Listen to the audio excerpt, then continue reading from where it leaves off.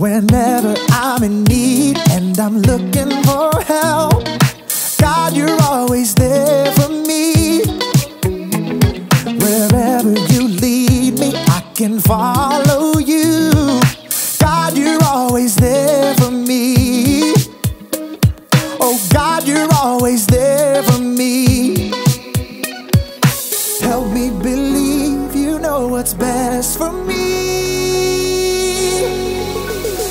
I feel it in my soul when you are in control. I got one life to live and I wanna live it your way. Oh yeah, I do what I should do when you help me choose. I got one life to live and I wanna live it your way. Oh yeah, I got one life to live and I wanna live it your way. Oh yeah, one life to live and I wanna live it your way. Whenever I'm lost and I don't know where to turn, God, you're always there for me. Wherever I go, you're always by my side. God, you're always there for me. Oh God, you're always there for me. So help me believe you know what's best for me. I feel it in my soul when you are in control. I got one life to live and I wanna live it your way. Oh yeah, I do what I should do when you help me choose. I got one life to live and I wanna live it your way. Oh yeah, I got one life to live and I wanna live it your way. Oh yeah. Yeah. God, help us to be more like you, 'cause your way is the best way. I feel it in my soul when you are in control. I got one life to live and I wanna live it your way.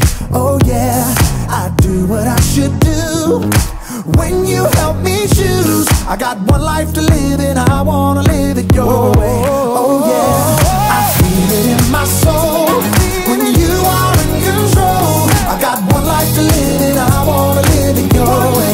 Oh yeah, I do what I should do when you help me choose. I got one life to live and I wanna live it your way. Oh yeah, I got one life to live and I wanna live it your way. Oh yeah.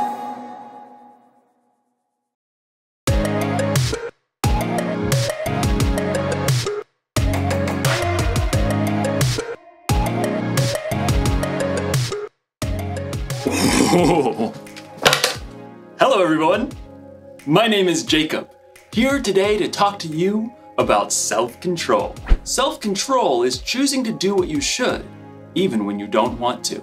It's very important to have control. I have a controller for just about everything, in fact. Like this stereo.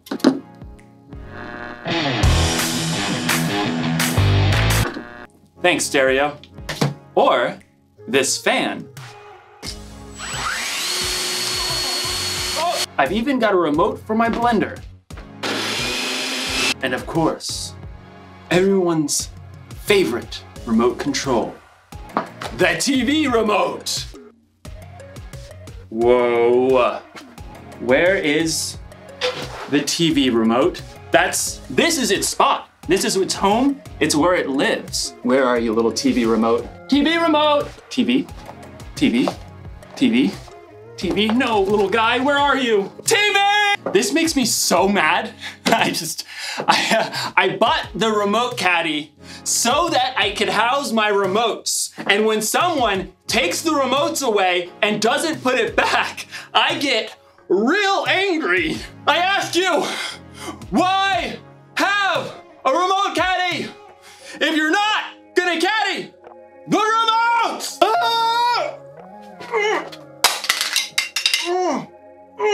What's going on?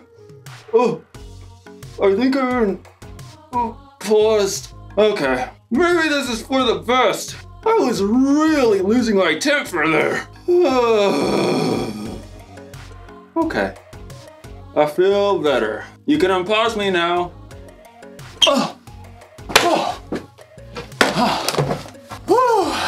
That was a close one. Anger can really take over if you let it. In today's story, we'll hear about a guy named David who had every reason to be angry. Let's hope it doesn't control him. Oh, I wonder what this controls.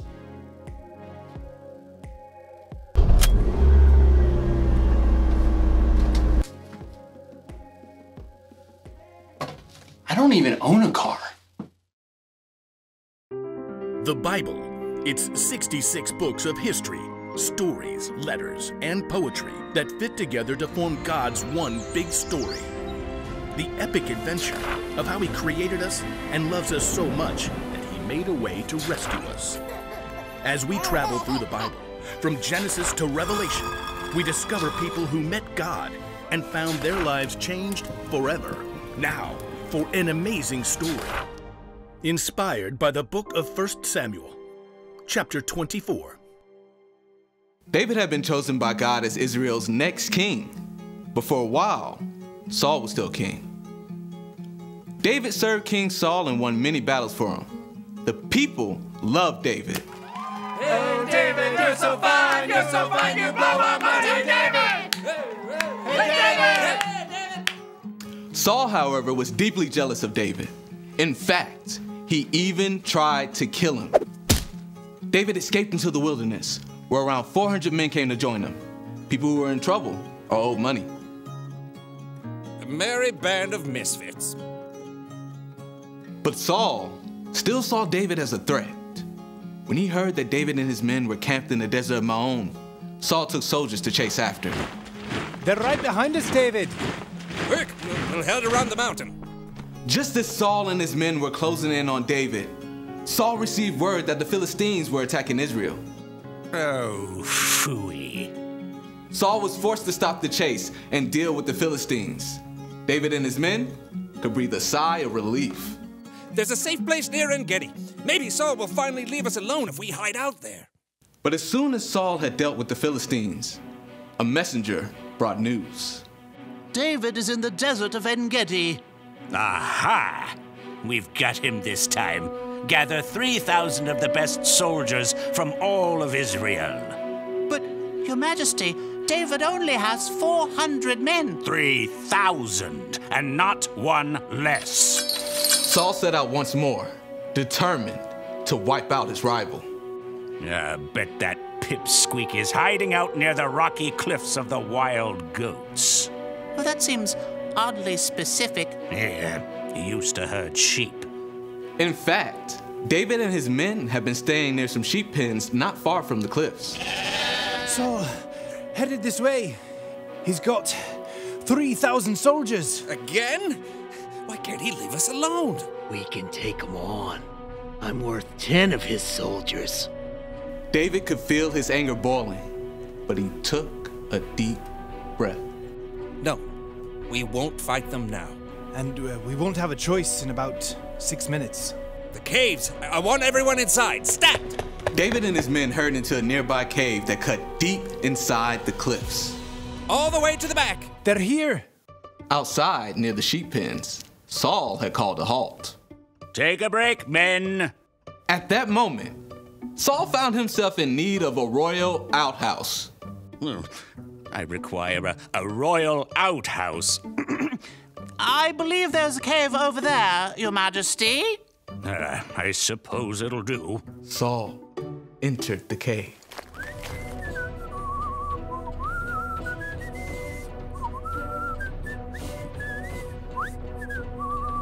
Far back in the cave, David and his men froze. Through the gloom, David could see the man who had tried to kill him and was now forcing him to live on the run. What if he finds us? I don't believe we're Saul's #1 priority at the moment. He's alone. This is your chance. God's handed your enemy over. Don't let this chance just trickle away. David's anger burned red hot as he crept up behind Saul, sword at the ready. But then, he forced himself to stop. Instead of attacking Saul, David sliced off a corner off the king's long royal robe. Saul left the cave with no idea that David was still inside. Time to move out, men. This is the day we take out that whippersnapper David. But at that moment, David emerged from the cave and cried out, King Saul! David? David bowed low to the ground. Why do you listen when men say David is trying to harm you? This day you have seen with your own eyes how the Lord handed you over to me in the cave. Some of my men begged me to kill you, but I didn't. I said, he is the Lord's anointed king. Saul could only stare in shock as David held the piece of fabric he cut from Saul's robe. Look at this. I cut off the corner of your robe, but I did not kill you. Yet you are hunting me down to kill me. May the Lord show that I'm not guilty of doing anything wrong. May he save me from you. The truth cut Saul to the heart and began to weep. Oh, you are a better person than I am. You have treated me well, but I've treated you badly. May the Lord reward you. I know for sure that you will be king. Now, promise me that you won't kill my family or wipe out my name from my family line. David looked his enemy straight in the eye. I promise. Then Saul and his men returned home, and David and his band of misfits returned to their usual hiding place.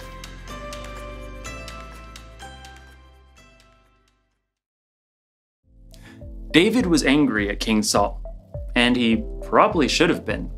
King Saul was trying to kill David. But even in his anger, David didn't lose control. He paused and thought and didn't let his anger take over. You don't need a remote control for yourself to know how to pause. You can do that on your own. If you're angry because someone borrowed something they weren't supposed to, or someone said something that really hurt your feelings, you could just fly off the handle. Or you can pause, count to 3 or 10 or 100 if you have to, and think about how you're going to respond. Remember, you can pause in real life, but what you can't do is rewind. Once you've said or done something in anger, it's out there. You can never take it back. I'm not saying you shouldn't ever get angry. In fact, Jesus himself got angry, but he had good reasons to get angry. And so do we sometimes. It's like when you or someone you know is being treated unfairly. That's a good reason to get angry. Losing a remote? Probably not the best reason to get angry, but good anger or bad, it's still wise to keep control of your anger instead of letting it control you. That's the one thing to remember today. Don't be controlled by your anger. Count to 10 and keep your cool. Music! Okay. Music! Oh, that's the...